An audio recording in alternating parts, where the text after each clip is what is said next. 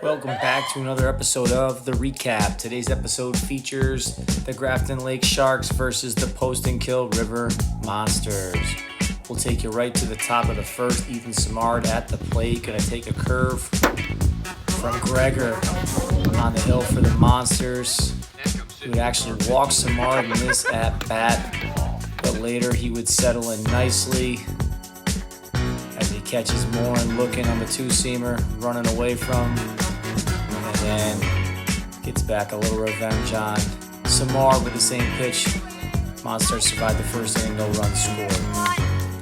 Monstars would put 5 on the board at the bottom of the first as Ethan Simard struggles from the mound would continue. He'd walk the leadoff batter, he would walk the two-hitter, and then 4 straight intentional base on balls. 5 runs would score for the Monsters. They'd go up 5-0 after 1. Top 2, Ethan Simard looking to get the Sharks back in the game. Going to get it done with this line drive homer over the left field wall. The Moccasins round the bases and put the Sharks within 3 after that 2-run homer. Later on in the inning, Matt Morin heard Chicks dig the long ball, so he's going to join in on the party and make it a 5-3 game. Sharks down 2 after the top of the second. Simard would remain wild in the bottom of the second, giving up 4 more runs on 6 walks. Monstars would then take a 9-3 lead going into the top of the third. Sharks would creep back in, though, after Nick Santiago takes the low fastball out of the park. But in the end, too little too late. The Sharks would go down 9-6 in this one. Pee-wee gonna fan Morin, chasing to end the game. Again, Monstars take game 1, 9-6. Game 2, Santiago on the bump, gonna throw a 4-pitch walk to Pee-wee. That brings up Gregor, the biggest monster of them all. Gonna rip a double up the middle. It's gonna score Pee-wee. Monsters go up 1-0 after the top of the first. Bottom 1, Gregor on the hill, gonna fan Simard looking. Next batter, Santiago, swinging, hoteling, dealing. Teams haven't had much luck against him so far, but Matt Morin feeling it right now, showing a little excitement. Got the Grafton Lakes Sharks with a runner on second, but no matter. Simard going to go down looking once again. Gregor dealing here early. Top 1, Justin Hughes at the dish. Going to take this one up into the jet stream. Monstars would score 3 in this inning and make it a 4-0 game going into the bottom of the second.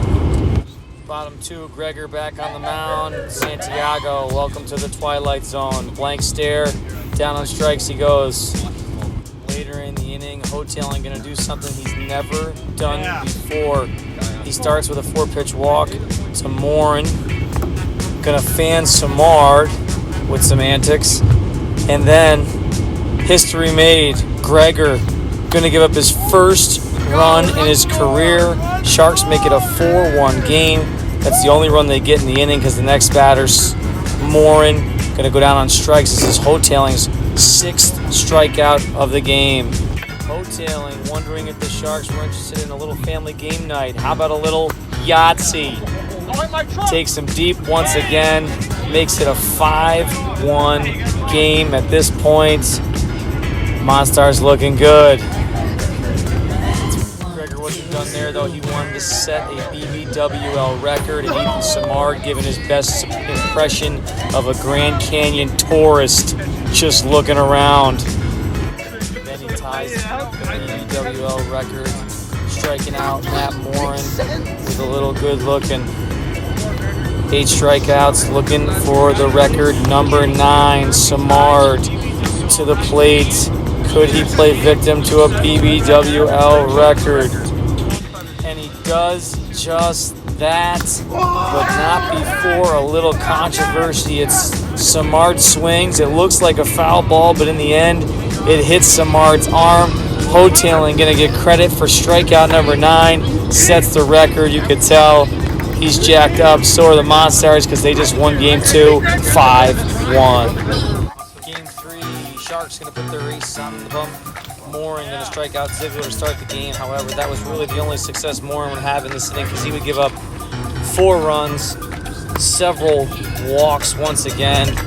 Morin and the Sharks struggling to throw strikes in this one, and we get down 4-0, top 1. Samar going to lead things off with a double as he tries to get the Sharks back in it. Santiago and his at-bat. Something smelt just a bit foul, but in the end, it was ruled a home run, and the Sharks would score 4 runs as well in the bottom of the first and tie things up going into the second. Morin would settle in nicely, going to foul out Hughes to start the inning.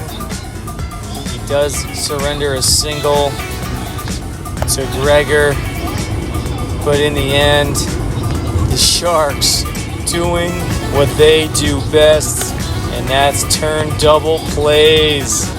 Santiago to Morin going to get out of the inning. Tie game, 4-4 going into the bottom of the second. Bottom 2, Santiago going to hit a pop fly to center field in the wind. Going to blow it over. Puts the Sharks up 5-4 with that solo homer. Santiago would stay hot because later in the inning he's going to double. And then, believe it or not, he's going to get another chance later in the inning once again. A little deja vu. Another double for Santiago. The Sharks would score 5 in this inning, including this fisted homer. Matt Morin, one of the East leaders in homers, going to help cap that 5-run inning. Sharks go up at this point 9-4.